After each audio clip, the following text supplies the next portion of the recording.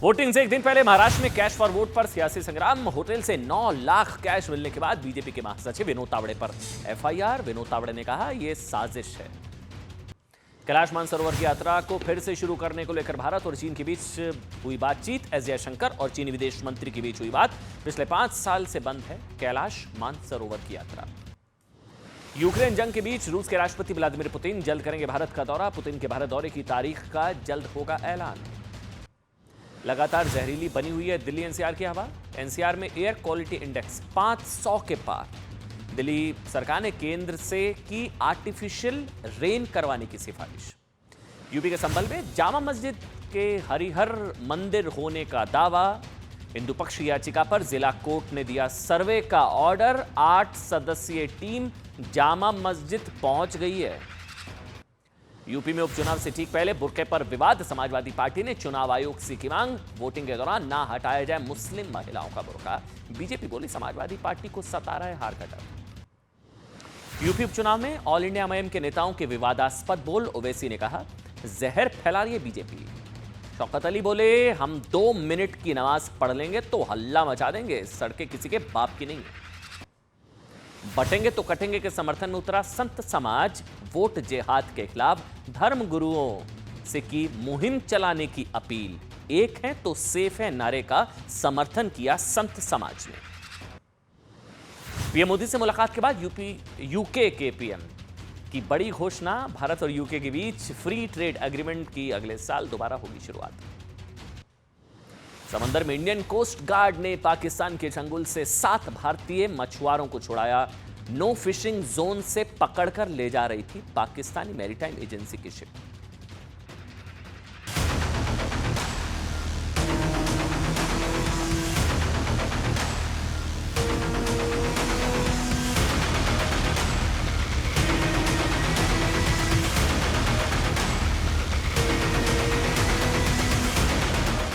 महिलाओं की इज्जत के साथ खिलवाड़ न करें, इसके नतीजे गंभीर हो सकते हैं। वर्ग विशेष को इस तरह का संकेत देना, तब मैं कहूंगा एक्शन का रिएक्शन भी होता है।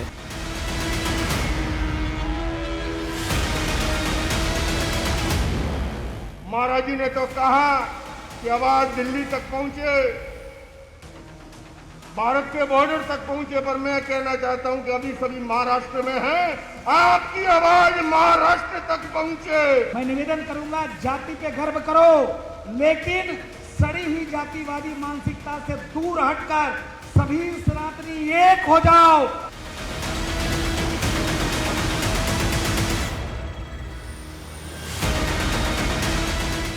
आपातकाल थोपना, गलती आपकी, गलती अरविंद केजरीवाल जी के सरकार की, उनकी कर्मण्यता से, और उसका परिणाम भुगते दिल्ली।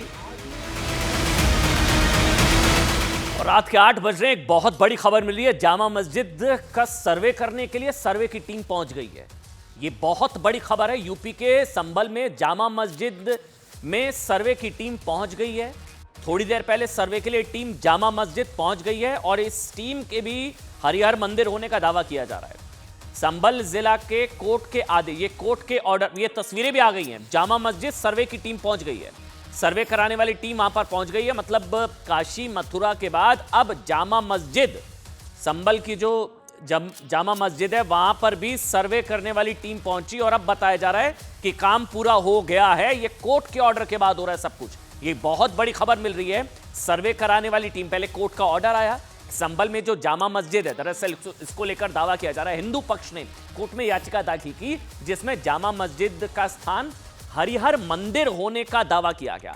ये कहा गया कि ये जो है ये हरिहर मंदिर है, हरिहर मंदिर। अब ये विवाद जो है, देखिए पहले वाराणसी, काशी, मथुरा और अब संभल में जामा मस्जिद। तो ज्ञानवापी मस्जिद का सर्वे, मथुरा में वहां पर सर्वे और अब संभल में जो है वो सर्वे की बात हुई। कोर्ट का ऑर्डर हुआ, सर्वे हो भी गया है। जामा मस्जिद के आरोप बताया जा रहा है कि ये दावा हिंदू पक्ष का साहब कि ये जो है वो हरिहर मंदिर है, हरिहर मंदिर होने का दावा है। जिसके बाद सर्वे की टीम वहां पर पहुंची। मतलब आरोप है कि मुगल शासक बाबर ने 1529 में हरिहर मंदिर को तोड़कर वहां जामा मस्जिद का निर्माण करा दिया। ये हरिहर मंदिर हुआ करता था, ऐसा हिंदू पक्ष का दावा है। हरिहर मंदिर था ये। संभल में जो जामा मस्जिद है उसको लेकर हिंदू पक्ष का दावा है कि हरिहर मंदिर को तोड़कर जामा मस्जिद वहां पर बना दी गई है। सर्वे होना चाहिए, कोर्ट ने सर्वे का ऑर्डर दे दिया, सर्वे की टीम वहां पर पहुंच गई। पौराणिक मान्यता यह है कि हरिहर मंदिर के इसी स्थान पर भगवान कल्कि अवतार लेंगे, भगवान कल्कि अवतार लेंगे, ऐसी मान्यता है यहीं पर। और हरिहर मंदिर हिंदू पक्ष की इसी याचिका पर सुनवाई करते हुए संभल जिला कोर्ट ने जामा मस्जिद का सर्वे कराने का आदेश दिया था। हिंदू पक्ष की तरफ से विष्णु शंकर जैन ने यह दावा कोर्ट में पेश, बयान भी है विष्णु शंकर जैन का, बयान है सुनिए विष्णु शंकर जैन इस पूरे मामले को लेकर क्या कह रहे हैं, जिनका यह दावा है कि यह जामा मस्जिद नहीं हरिहर मंदिर है, जिनकी याचिका पर कोर्ट ने सर्वे का ऑर्डर दिया, सर्वे वाली टीम पहुंची, सर्वे हुआ। सुनिए। सरकार पार्टी है, उत्तर प्रदेश सरकार पार्टी है, जो कंसर्न मस्जिद कमेटी है वो पार्टी है, और जितने लोग डीएम संभल, ये सारे लोग जो कंसर्न इसमें लोग हैं जिनका इसमें इन्वॉल्वमेंट है, वो सारे लोगों को इसमें पक्षकार बनाया है कि 1529 में बाबर ने यहाँ पे एक हिंदू मंदिर को तोड़ के उसे जामी मस्जिद में रूप देने की कोशिश की थी, और वहाँ पे अभी भी बहुत सारे साइंस और सिंबल्स हिंदू मंदिर के हैं, हरिहर मंदिर के हैं, इसलिए वहाँ पे कोर्ट की ऑर्डर की कंप्लायंस में अभी एडवोकेट कमीशन का जारी हुआ है, और हम एडवोकेट कमिश्नर महोदय से ये गुजारिश करेंगे कि वो कोर्ट के आदेश की कंप्लायंस करें। जामा मस्जिद का सर्वे यूपी के संभल, आगे बढ़ेंगे, चेहरा नहीं दिखाएंगे, मतलब वोट देंगे लेकिन चेहरा नहीं दिखाएंगे, पर्दे में रहने दो। कल मतदान से पहले बुर्के पर राजनीतिक संग्राम छिड़ गया है। समाजवादी पार्टी ने मांग कर डाली है साहब कि बुर्का पहनी महिलाओं का बुर्का हटाकर चेकिंग ना हो। बीजेपी का कहना है कि ये हार से पहले हार के बहाने ढूंढने की कोशिश है।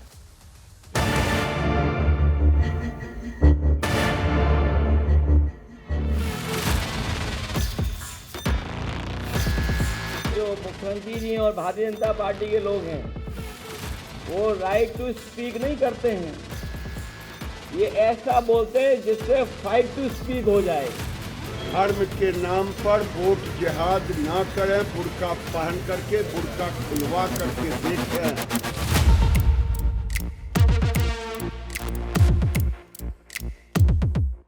महिलाओं की इज्जत के साथ खिलवाड़ ना करें, इसके नतीजे गंभीर हो सकते हैं। एक वर्ग विशेष को इस तरह का संकेत देना, तब मैं कहूँगा एक्शन का रिएक्शन भी होता है। बुर्के में किसी का वोट कराना ये निश्चित तौर पर गैर कानूनी है। मतदाता पहचान पत्र से पहचान होना आवश्यक है, अपरिहार्य है। समाजवादी पार्टी चाहती कि निष्पक्ष चुनाव हो, किसी भी मतदाताओं को डराया ना जाए, उनकी पहचान के नाम पे उनका उत्पीड़न ना किया जाए। देखिए, समाजवादी पार्टी या विपक्ष हार के डर से अब बुर्के के पीछे छुपने जा रहा है। पुलिस वाले आइडेंटिटी कार्ड, वोटर कार्ड न चाहिए, पालन होगा तो निश्चित रूप में मतदाताओं में कोई खौफ और भय नहीं। पर्दे में रहने दो, पर्दा न उठाओ, ताकि पर्दे के पीछे जो चल रहा है वो चलता रहे।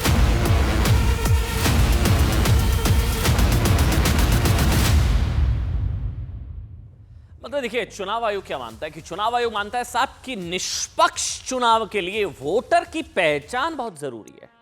पहचान बहुत जरूरी है, पहचान क्यों छुपाना? इसलिए बिना पहचान सत्यापित किए आप वोट नहीं डाल सकते। आप वोटर आईडी कार्ड दिखाते हैं, हाँ भाई साहब मैं अमन चोपड़ा हूं, वोट डालने आया हूं, मेरा वोटर आईडी कार्ड चेक होगा, मुझे देखा जाएगा, मैं वोट डाल सकता हूं। ठीक, यही होता है, यही चुनाव आयोग का नियम है कि बिना पहचान सत्यापित किए भारत में किसी को भी मतदान की इजाजत नहीं है। इसका धर्म से कोई लेना देना है ही नहीं साहब। बुर्का भी हटेगा और जो है और घूंघट भी हटेगा। चुनाव आयोग को वोटर की पहचान सत्यापित करने की शक्ति भारत का संविधान देता है। ठीक, इसी शक्ति के तहत मतदान के वक्त घूंघट भी हटवाया जा सकता है और बुर्का भी। कुछ गलत नहीं है साहब, इसमें बिल्कुल गलत नहीं है। लेकिन संविधान की रक्षा का दावा करने वाली समाजवादी पार्टी ने चुनाव आयोग से एक अनोखी मांग कर डाली है। मांगे कि वोट करने के लिए आने वाली मुस्लिम महिलाओं को इससे छूट मिल जाए, बुर्का हटाकर उनकी चेकिंग ना की जाए। क्यों साहब? घूंघट भी हटेगा, बुर्का भी हटेगा, धर्म से कोई लेना देना नहीं है। लेकिन अखिलेश यादव ने क्या मांग कर दी है कि मुस्लिम महिलाओं को इसमें जो है एक्सेप्शन दे दी जाए, वो उनको ये छूट दे दी जाए, बुर्का हटाकर चेकिंग ना की जाए उनकी। कौन वोट डालने आ रहा है, पहचान क्या है, मतलब कागज नहीं दिखाएंगे लेकिन पहचान तो बताएंगे ना साहब। वहां तो कागज भी दिखाने पड़ेंगे और पहचान भी बतानी पड़ेगी। आपको डॉक्यूमेंट्स दिखाने पड़ते हैं, वोटर आईडी कार्ड। ऐसा इसलिए उनका जो तर्क है कि मुस्लिम महिलाओं के बुर्का हटाने को लेकर वो डरी हुई है और इस वजह से वोट वो नहीं कर पाती है। मतलब ये समाजवादी पार्टी का पक्ष है कि मुस्लिम महिलाएं वो बुर्का हटाने को लेकर वो डरी हुई हैं और इस वजह से मुस्लिम महिलाओं का वोटर परसेंटेज कम हो जाता है, वो वोट नहीं कर पाती हैं, वो डर जाती है। चुनाव आयोग को ये चिट्ठी लिख दी गई है समाजवादी पार्टी के यूपी अध्यक्ष श्यामलाल की तरफ से। ये चिट्ठी लिखी गई है, 6 पन्नों की चिट्ठी है, 10 पॉइंट में चुनाव आयोग से कुछ बातें कही गई हैं। चिट्ठी के ज्यादातर पॉइंट्स में वोटरों की पहचान से जुड़ी शिकायतें और उसके समाधान की बातें हैं, ठीक।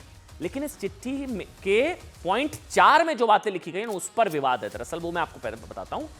2024 के लोकसभा चुनावों का जिक्र करते हुए इस पॉइंट में क्या लिखा गया?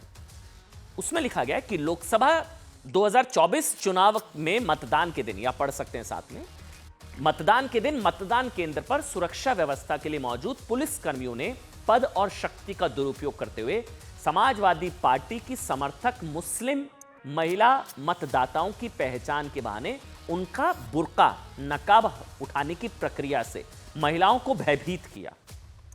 यह समाजवादी पार्टी का पक्ष है कि मुस्लिम महिलाओं का नकाब उठाने की प्रक्रिया से मुस्लिम महिलाओं को भयभीत किया।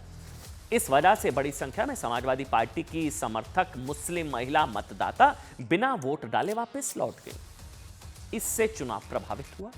अब इसी शिकायत के साथ समाजवादी पार्टी ने चुनाव आयोग से मांग कर डाली है साहब कि महिलाओं के नकाब बुर्का उठाकर उनकी पहचान ना की जाए। कौन वोट डालने आ रहा है, नहीं आ रहा है, बुर्के में फर्जी वोटिंग अगर हो रही है, कोई चेकिंग ना हो।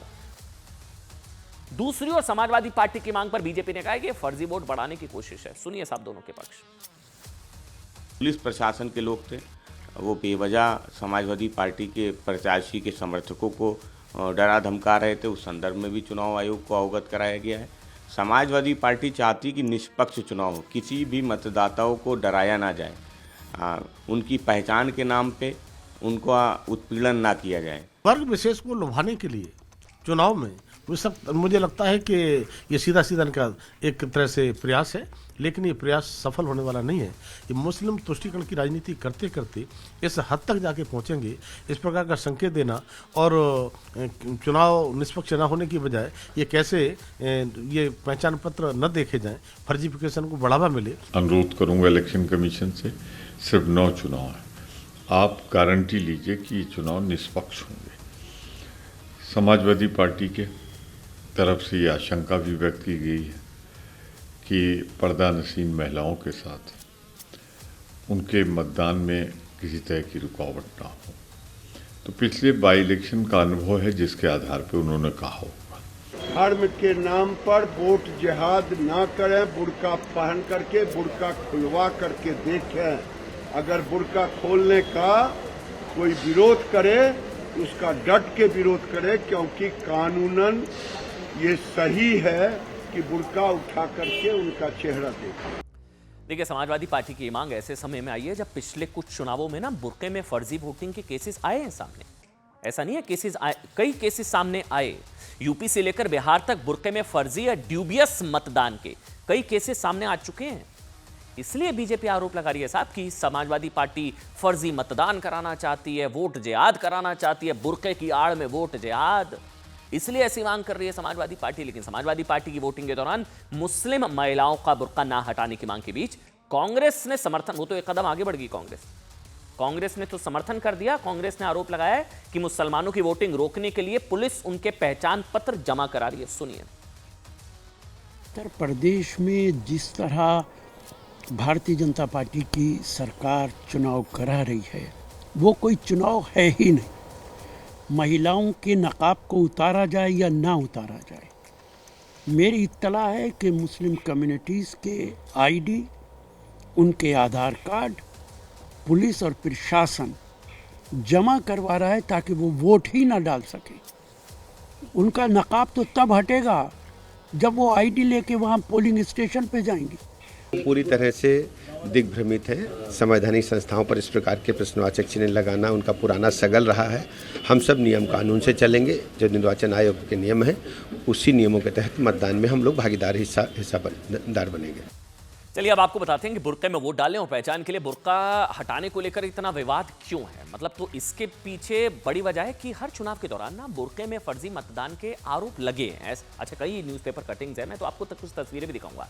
टीवी स्क्रीन पर ना ये था, अखबारों में छपी ऐसी तमाम खबरें हैं, उसमें हेडलाइंस हैं कि बुर्के में फर्जी वोटिंग का जिक्र, बुर्के में फर्जी वोटिंग यहाँ वहाँ, कई जगह गिरफ्तारियां हुई, कई जगह नहीं हुई, कई जगह मामले दर्ज हुए। मतलब बुर्के में फर्जी वोटिंग की खबर जगह जगह छपी। कई जगह चुनावों में बुर्के के फर्जी वोटिंग की शिकायतों के आधार पर एफआईआर हुई, गिरफ्तारियां हुई। अभी 3 साल पहले यूपी विधानसभा चुनावों के दौरान रामपुर में पोलिंग बूथ पर बुर्के की आड़ में फर्जी वोटिंग का मामला सामने आया था, रामपुर में, जिसमें पुलिस ने बुर्का पहनी 2 आरोपी महिलाओं के खिलाफ केस दर्ज किया था, उनको गिरफ्तार किया था। बुर्के में फर्जी वोटिंग हुई है, केसेस हैं।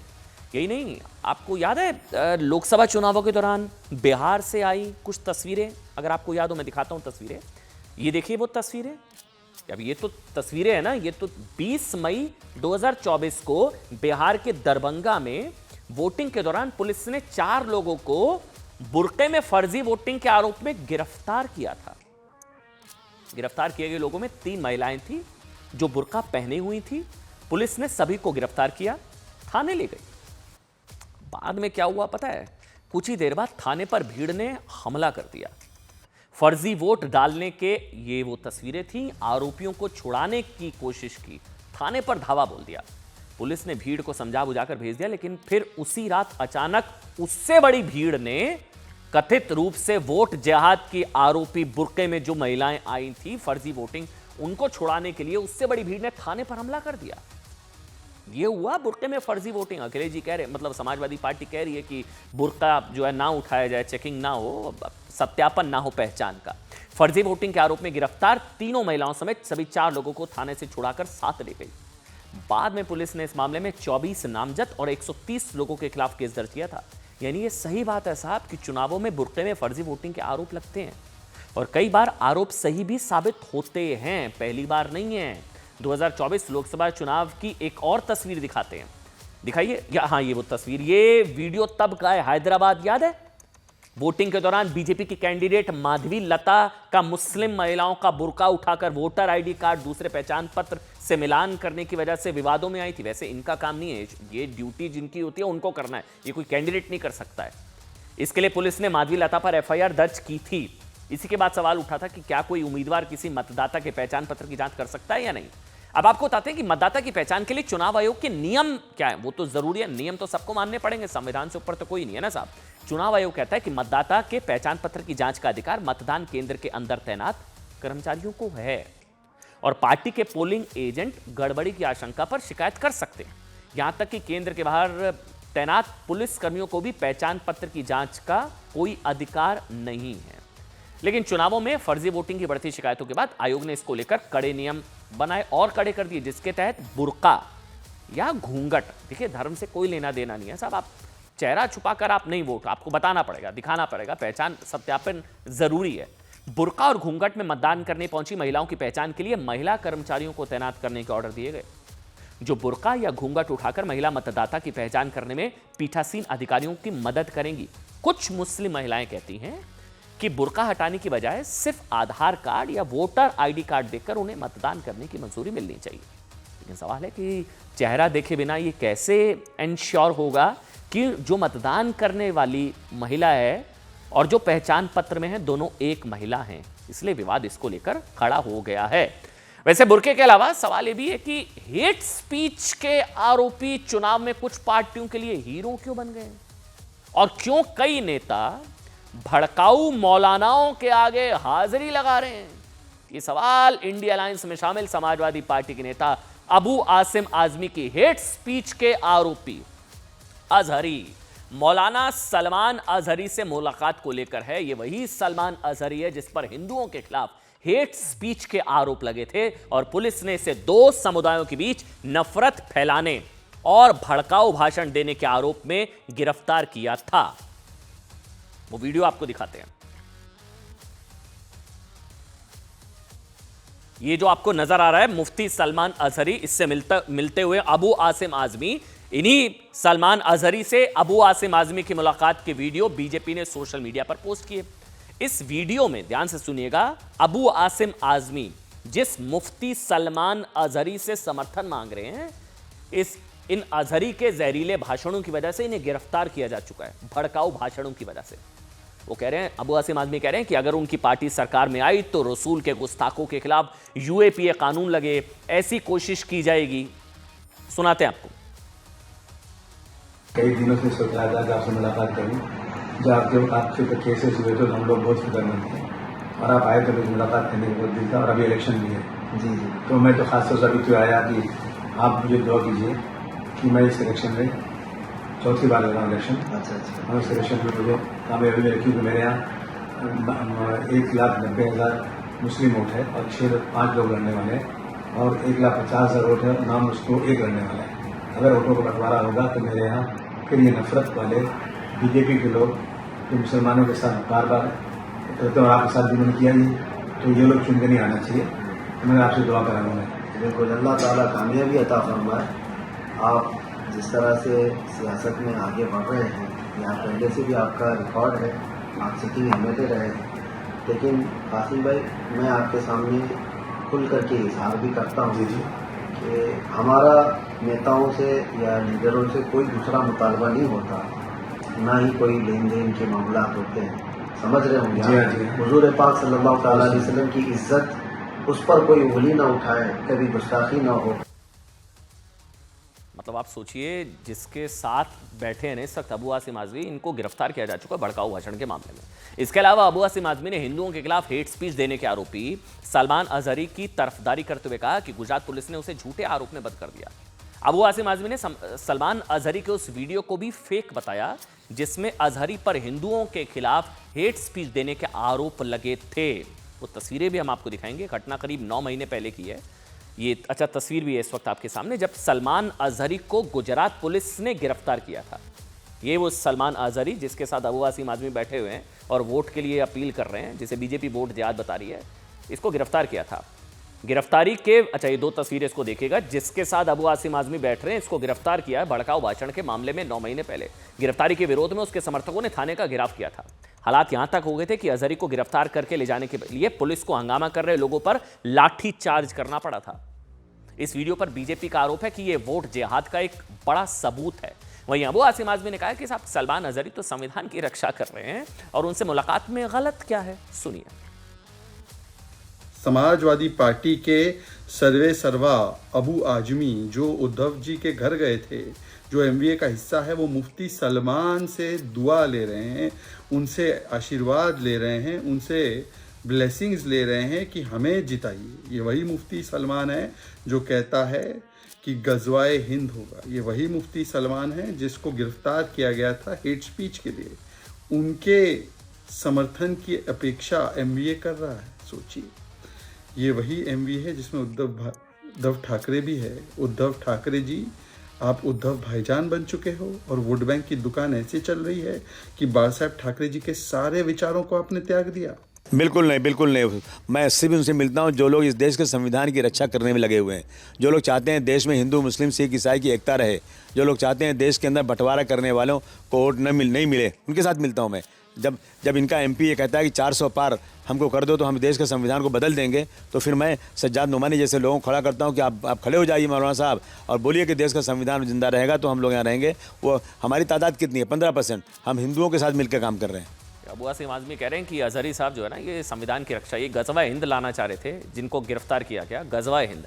सलमान अजहरी के अलावा मौलाना नोमानी भी वोट जिहाद के आरोपों को लेकर चर्चा में है। ये कोई 2 दिन पहले एनसीपी शरद पवार गुट के उम्मीदवार फवाद अहमद भी अपनी पत्नी के साथ नोमानी से मुलाकात कर चुके हैं। इस तस्वीर के सामने आने से मुस्लिम बोर्ड के सदस्य नोमानी का एक वीडियो भी वायरल हुआ था जिसमें वो मुसलमानों से एकजुट होकर बीजेपी के खिलाफ वोट की अपील कर रहे हैं। सारी तस्वीरें आज आप तक पहुंचाना इसलिए जरूरी है क्योंकि कल महाराष्ट्र में चुनाव हैं और इसको लेकर बार बार जिक्र किया जा रहा है कि जब दूसरी तरफ से यानी कि मुस्लिम समुदाय की तरफ से इस तरह की कथित वोट जिहाद की अपील या फतवे जारी हो रहे हैं दूसरी तरफ से, इसलिए फवाद अहमद की सज्जाद नोमानी से मुलाकात को बीजेपी वोट जिहाद का चैप्टर बता रही है और बीजेपी यहां तक कह रही है कि फिर हिंदुओं को एकजुट होने से किसने रोका है? हिंदू क्यों नहीं एकजुट होता है? यही बीजेपी बार बार कह रही है कि जब वहां दूसरी तरफ अपील की जा रही है, फतवे जारी हो रहे हैं, कथित रूप से वोट जिहाद दूसरी तरफ से हो रहा है, इसी को लेकर बार बार बीजेपी की तरफ से कहा जा रहा है कि फिर हिंदुओं को एकजुट होने से किसने रोका है, हिंदुओं को तोड़ने की कोशिश होती है। वोट जिहाद के आरोपी के बीच हिंदू धर्म गुरुओं ने भी अब मोर्चा अब जाकर खोला है। कई हिंदू धर्म गुरुओं ने, संत समाज ने कहा है कि वोट जिहाद का जवाब देने के लिए अब हिंदू समाज को धर्म युद्ध लड़ना चाहिए। इसे कुछ लोग कह रहे हैं कि दरअसल इसको हिंदुओं के लिए भी ना एक फतवे के तौर पर लेना चाहिए कि एकजुट होकर वोट करें। बटोगे तो कटोगे, बटोगे तो कटोगे, भारत के नार नारी, हिंदू से हिंदू सट जा, माँ भारती पुकारी, हिंदू से हिंदू सट जा, माँ भारती पुकारी।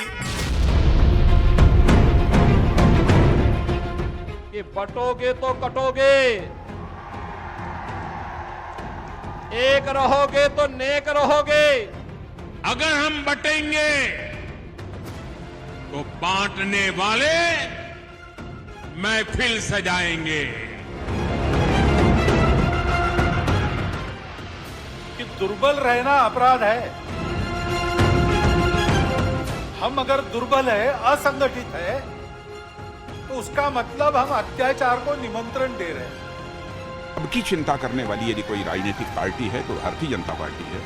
सबकी चिंता करने वाला यदि कोई अलायंस है तो वही एनडीए है।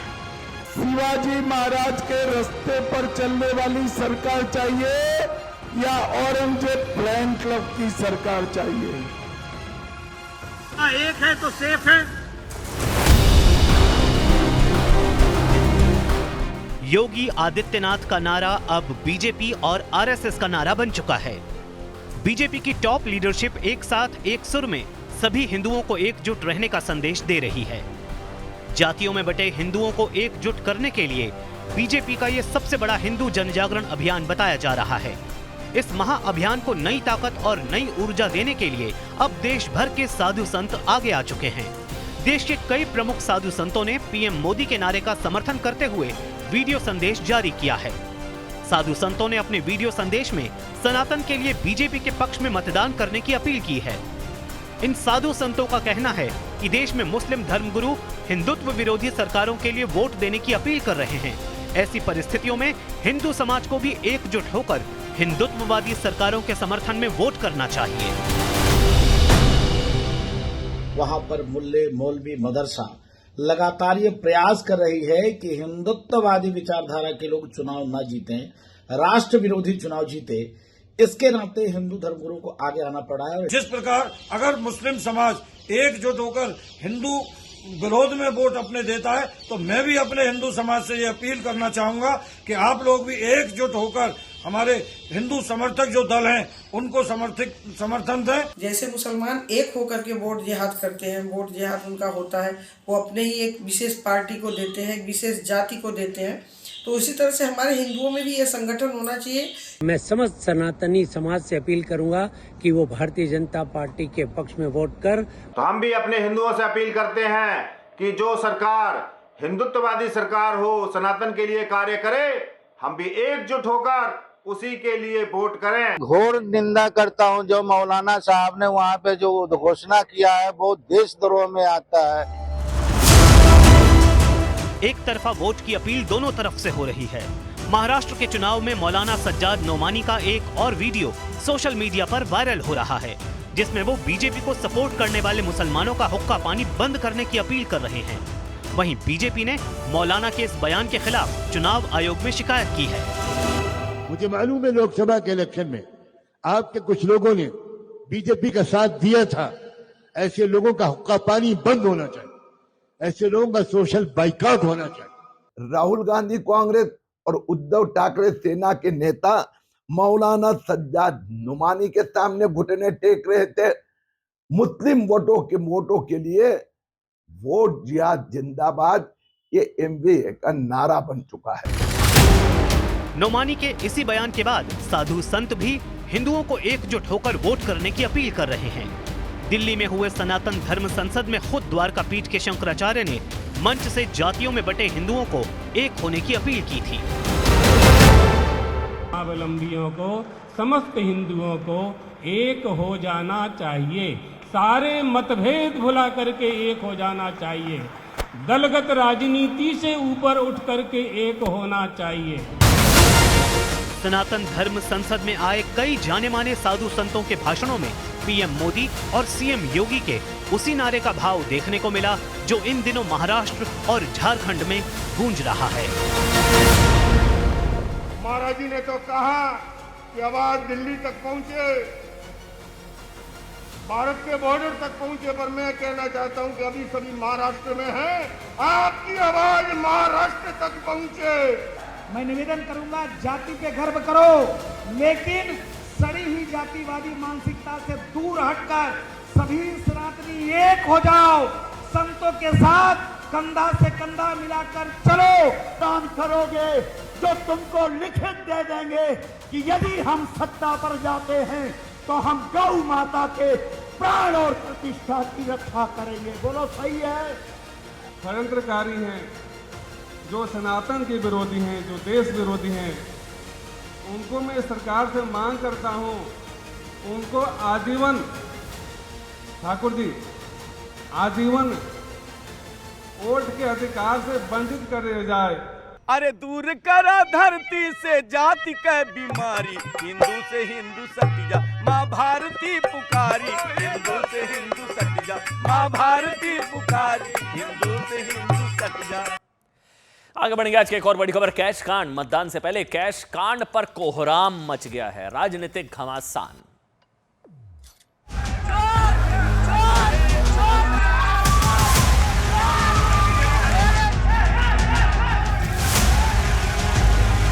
कार्यकर्ताओं को लगा कि हम पैसे बांट रहे हैं।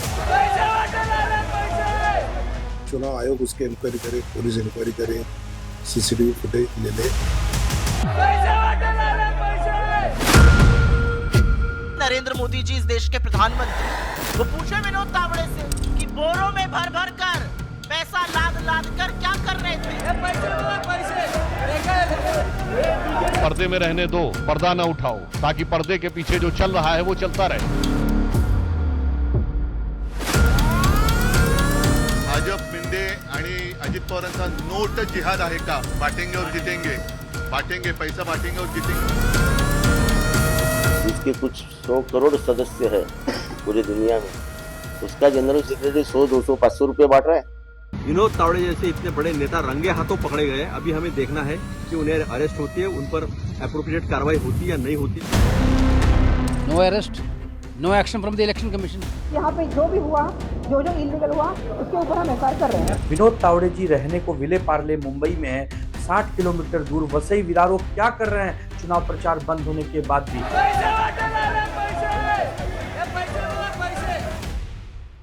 विनोद तावड़े का रिएक्शन आ गया है। वो ये कह रहे हैं कि मैं दरअसल मुंबई लौट रहा था, वसई पहुंचने पर मैंने स्थानीय बीजेपी उम्मीदवार जो है राजन नाइक को उनकी चुनावी तैयारियों का जायजा लेने के लिए फोन किया। नाइक ने कहा हम अपने कार्यकर्ताओं के साथ वसई के होटल में, आप भी आ जाइए। विनोद तावड़े जी बता रहे हैं, वहीं साथ में चाय पीते हैं। मैं उस होटल में गया, वहां पहुंचा तो मैं मतदान के दिन मतलब वहां उसको लेकर डिटेल बात कर ही रहा था। कार्यकर्ता कुछ बहुजन विकास अघाड़ी के वहां पर आए, मुझे घेर लिया, वहां चीखने लगे अचानक से। फिर वहां पर मैंने फोन किया, हितेंद्र ठाकुर से संपर्क किया, सारी बातचीत हुई। दोनों से बात करने के बाद मैं उनके साथ उन्हीं की कार में बाहर निकला। वो कह रहे हैं पूरी घटना सीसीटीवी में कैद है, जांच हो। मैं वहां बीजेपी कार्यकर्ताओं के साथ चाय पीने गया था, हमारे बीच चुनाव पर चर्चा हुई। मेरे द्वारा, विनोद तावड़े कह रहे मेरे द्वारा पैसे बांटे जाने का सवाल ही नहीं उठता। सीसीटीवी फुटेज जांच कर लीजिए, दूध का दूध पानी का पानी हो जाएगा। अब ये समझिए हुआ क्या। महाराष्ट्र में अब से 11 घंटे बाद सभी 288 सीटों पर वोटिंग होनी है अभी। कैश कांड कुछ इस तरह के आरोप लगे। विनोद तावड़े आपको बैठे हुए नजर आ रहे हैं, कह रहे हैं कि जांच कर लो सीसीटीवी, कुछ है ही नहीं, ना मेरे पास पैसा ना मैंने बांटे। बीजेपी महासचिव विनोद तावड़े पर पैसे बांटने के आरोप लगाए गए हैं। इस मामले में अब तक 3 एफआईआर हो चुके हैं, पैसे बांटने के मामले में नहीं। मैं क्लियर कर दूं, कुछ जगह इस तरह की रिपोर्ट्स हैं या रिपोर्टिंग इस तरह की जा रही है, लेकिन 3 एफआईआर हुई हैं। अलग अलग जगहों से 9 लाख रुपए बरामद हुए। ये पैसे किसके हैं, कौन बांट रहा था, अभी क्लियर नहीं है। सवाल यह है कि विनोद तावड़े के खिलाफ कैश कांड जो है ये कोई सच है या कोई साजिश है, जैसा कि वो दावा कर रहे हैं। सवाल क्यों, ये बताने से पहले ना आपको कुछ तस्वीरें आज की दिखाते हैं। जो तस्वीरें जो वायरल हैं महाराष्ट्र के पालघर जिले की वसई विरार इलाके की, ये वो तस्वीरें हैं। जहां एक होटल में विनोद तावड़े वहां मौजूद थे। वो कह रहे मैं तो उम्मीदवार से मिलने गया था चाय पर। वहां बहुजन विकास अघाड़ी पार्टी से जुड़े कार्यकर्ताओं ने हंगामा शुरू कर दिया, घेर लिया उन्हें, जैसा विनोद तावड़े बता रहे हैं। उन पर अनर्गल आरोप लगा दिए, कैश बांटने के आरोप लगा दिए उन पर। और अच्छा वो तस्वीरें अगर हम दिखाइए एक बार, एमिन्स के साथ वो तस्वीरें दिखाते हैं आपको। ये वो तस्वीरें देखिए, क्या हुआ वहां पर। विनोद तावड़े वहां पर बैठे हैं, कुछ लोग वहां पर आए, हाथों में कुछ 500 के नोट भी है। वो देखिए जो हरे रंग की शर्ट में बैठे हैं, वो कह रहे ना मेरा पैसा ना मेरा लेना देना कुछ, मेरे पर अनर्गल आरोप लगाए। सीसीटीवी में सब कुछ है, पता लग जाएगा, जांच करा लीजिए। वीडियो में बीजेपी नेता विनोद तावड़े दिखाई दे रहे हैं। बहुजन विकास अघाड़ी के कार्यकर्ता उनके सामने नोट लहरा रहे हैं। अच्छा एक डायरी भी है, जमकर हंगामा हो रहा है इस वीडियो में। कहीं भी विनोद तावड़े के पास कैश क्यों, उनके पास से कैश मिल गया, ऐसा कुछ जो है ऐसा कुछ भी तस्वीरों में नहीं है। बीजेपी का आरोप है कि विपक्षी पार्टियों पर हार के डर से झूठे आरोप जो है वो लगा रही है।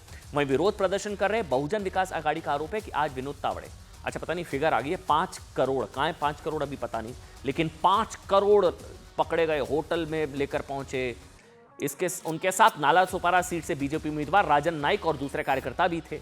यहां उनकी मीटिंग चल रही थी और होटल में वोटर्स को पैसे बांटे जा रहे थे, ऐसा आरोप। क्या दावा, क्या बयान, क्या रिएक्शंस है इस पूरे मामले को लेकर, वो आपको सुनाते हैं। नाला सोपारा विधानसभा चुनाव क्षेत्र में कार्यकर्ताओं की बैठक चल रही थी। वहां पर चुनाव के दिन की जो आचार संहिता होती है कि जो वोटिंग मशीन है उस पर सील कैसे लगना है, सील आखिर में कैसे होना है, ऑब्जेक्शन अगर लेना है तो क्या करना होता है, ऐसी जो हम 12 बातें बताते हैं वो बताने के लिए पहुंच जाता हूँ। सामने वाला जो पार्टी हमारे मित्र पक्ष है, इधर अप्पा ठाकुर जी है या क्षितिज है, उनके कार्यकर्ताओं को लगा कि हम पैसे बांट रहे हैं। चुनाव आयोग उसकी इंक्वायरी करे, पुलिस इंक्वायरी करे, सीसीटीवी फुटेज ले ले, तो उसमें वास्तव जो है, मैं तो 40 साल से पार्टी में हूँ, अप्पा ठाकुर मुझे जानते हैं, क्षितिज मुझे जानते हैं, सब पार्टी जानती है, तो जो वास्तव है वो सबको पता है। और फिर भी चुनाव आयोग ने निष्पक्ष इन्क्वायरी करनी चाहिए, ऐसा मेरा भी पैसे वाटणारे बोलतात की आम्ही वाटायला आलोय। हजारों की तादाद में कार्यकर्ता जमे हुए हैं, हजारों की तादाद में कार्यकर्ता बाहर जमे हुए हैं। कार्यकर्ता कोई भी कानून हाथ में नहीं लेंगे। आपको बता दें कुल 9 साढ़े 9 लाख, मतलब बताया जा रहा है 9,53,900 रुपए वहां से बरामद किए गए। किसके हैं नहीं पता, कौन बांट रहा था नहीं पता, आरोप विनोद तावड़े पर है। चुनाव आयोग ने इस मामले में 3 एफआईआर दर्ज की है। 2 एफआईआर में बीजेपी उम्मीदवार राजन नाइक का नाम है। हालांकि विपक्ष कह रहा था कि चुनाव आयोग निष्पक्ष कार्रवाई नहीं करता, लेकिन इसमें एफआईआर की गई है, राजन नाइक का नाम है। जबकि एक एफआईआर में बहुजन विकास अघाड़ी के नेताओं के भी नाम है। एक एफआईआर में विनोद तावड़े का नाम है। हालांकि दावा यह है कि जिस एफआईआर में विनोद तावड़े का नाम है वो आचार संहिता के उल्लंघन को लेकर है, वो कि कैश कांड, कैश के लेने देने को लेकर, कैश बांटने के आरोपों को लेकर कोई एफआईआर नहीं है। विनोद तावड़े पर चुनाव प्रचार समाप्त होने के बाद दूसरे विधानसभा क्षेत्र में उपस्थित होने के मामले में एफआईआर दर्ज की गई। एक ताजा बयान भी आ गया विनोद तावड़े का, एक बार वो भी हम सुना देते हैं, सुनिए।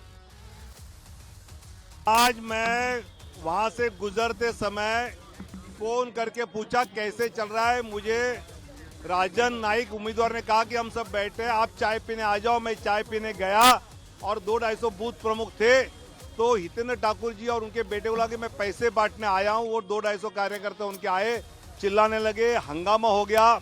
मैंने पुलिस को कहा, चुनाव आयोग को कहा कि आप सीसीटीवी फुटेज देखिए, जो चेक करना है वो कीजिए। जो कार्यकर्ता दिन रात पार्टी के लिए मेहनत करता है उसके साथ चाय पीने के लिए जाना कुछ गलत नहीं। और मैं 40 साल से राजनीति करता हूँ, मेरे जीवन में कभी पैसे का मामला आया नहीं, ये दुनिया जानती है। सुप्रिया ताई सुळे, राहुल गांधी और ये लोग ऐसा क्यों कह रहे हैं? और वो आके सीसीटीवी फुटेज आके देखे, जो चेक करना है चेक करे। और बाद में ये होने के बाद तो हितेंद्र ठाकुर और क्षितिज ने मेरे को अपने गाड़ी से छोड़ा, तो ऐसा कोई मामला नहीं है। देखिए विनोद तावड़े आज इस पूरे मामले को लेकर प्रेस कॉन्फ्रेंस करने वाले थे, इसको भी ध्यान से सुनिएगा। आज हुआ ये मामला बहुत गर्मा गया, तो विनोद तावड़े प्रेस कॉन्फ्रेंस करने वाले थे शाम के वक्त, लेकिन चुनाव आयोग ने इसे आचार संहिता का उल्लंघन बताते हुए उनकी प्रेस कॉन्फ्रेंस भी रुकवा दी। वैसे बार बार कहा जा रहा है, ध्यान देने वाली बात यह है कि विपक्षी पार्टियां आरोप लगाती है साहब कि चुनाव आयोग निष्पक्ष नहीं है, लेकिन यार चुनाव आयोग की तरफ से पूरी कार्रवाई की जा रही है। आगे बढ़ेंगे, आज की एक बड़ी खबर तिरुपति बालाजी मंदिर की, जो प्रसाद में अपवित्र मिलावट की खबरों के बाद एक फैसले से फिर से चर्चा में है। आपको याद होगा ना, आज से ठीक 2 महीने पहले आंध्र प्रदेश में चंद्रबाबू नायडू की सरकार के 100 दिन पूरे हुए। उसी दिन तिरुपति मंदिर के प्रसाद में अपवित्र मिलावट की खबर ने सब भक्तों को हिलाकर रख दिया था। भगवान वेंकटेश्वर को चढ़ाए जाने वाले खास लड्डू को बनाने के लिए जो घी का इस्तेमाल हुआ, उसमें पशु की चर्बी मिलाए जाने की लैब रिपोर्ट सामने आई थी। बवाल हो गया था। मंदिर का मैनेजमेंट देखने वाली ट्रस्ट TTD तिरुमला तिरुपति देवस्थानम ने अब एक बहुत बड़ा फैसला लिया है। सुनिए आप, देश में बड़ा विवाद छिड़ सकता है। कल यानी कि सोमवार को पास हुआ यह प्रस्ताव गैर हिंदुओं के खिलाफ है। क्या है? इस प्रस्ताव में मंदिर बोर्ड में काम करने वाले गैर हिंदू कर्मचारियों को 2 ऑप्शन दिए गए हैं। पहला विकल्प यह है कि वो खुद से रिटायरमेंट ले लें। आज की बहुत बड़ी खबर है। बोर्ड से जितने भी गैर हिंदू हैं, जो हिंदू नहीं हैं, उनको 2 ऑप्शंस दिए गए हैं। पहला, वो खुद से रिटायरमेंट ले लें। दूसरा ऑप्शन यह है कि मंदिर बोर्ड के गैर हिंदू कर्मचारी आंध्र प्रदेश के किसी दूसरे सरकारी विभागों में ट्रांसफर करवा लें। यानी तिरुपति मंदिर बोर्ड में काम करने वाले गैर हिंदू कर्मचारियों के लिए अब कोई तीसरा विकल्प नहीं है। उन्हें रिटायरमेंट या ट्रांसफर में से एक विकल्प को चुनना होगा। TTD के अध्यक्ष VR नायडू ने बताया कि TTD ने मंदिर बोर्ड में काम करने वाले गैर हिंदू कर्मचारियों की पहचान कर ली है। सुनिए। The resolution in the board yesterday, so board unanimously accepted. So we are identified some people, non-Hindus, and we don't want to just to send, but we will ask those people personally. I wanted to meet them, and I will request them to take the VRS. If they are not interested, we'll transfer or maybe deputation to other department, government department like revenue or municipality or any corporation. So that is our intention.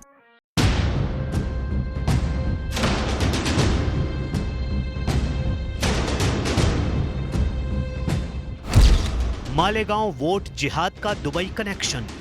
Malegaon vote जिहाद का Dubai connection. Maharashtra में vote जिहाद पर बड़ा खुलासा। कुत्ता भी ना पेशाब करेगा औरंगजेब की पहचान पर। अब तो तिरंगा लहराएंगे पूरे पाकिस्तान पर। आज मौलवी की ओर से वोट जिहाद के नारे तो दिए जा रहे हैं। 5 अकाउंट 100 करोड़ का ट्रांजैक्शन। सिराज मोहम्मद के दुबई में 5 अकाउंट 100 करोड़ के ट्रांजैक्शन। मालेगांव में कहां से आए 252 करोड़? 201 बैंक अकाउंट 21 राज्यों से मालेगांव में 252 करोड़ रुपए लाए गए।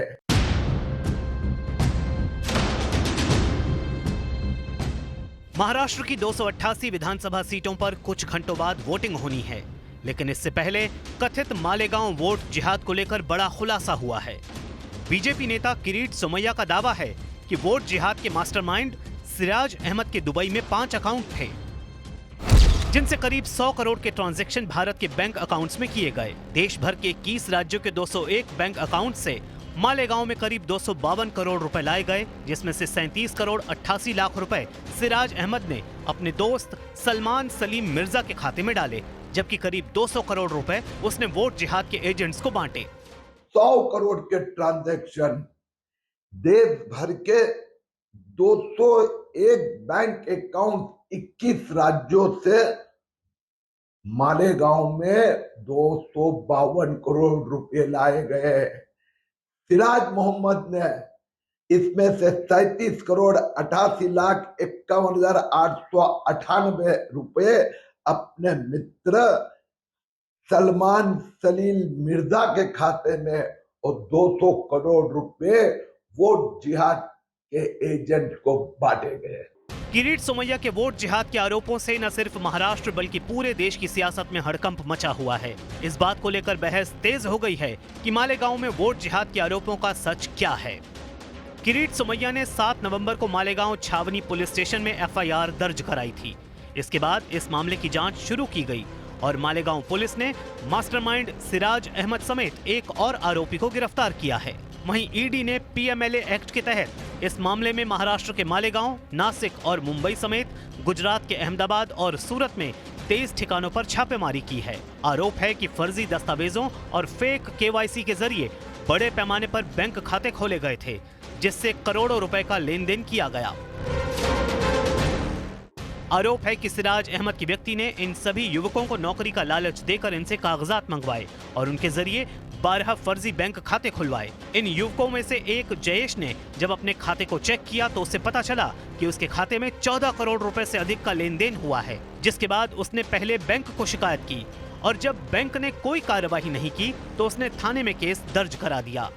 बीजेपी इसे मालेगांव में वोट जिहाद के लिए हुई फंडिंग बता रही है। वोट जिहादचा नारा दिलाय, वोट जिहाद।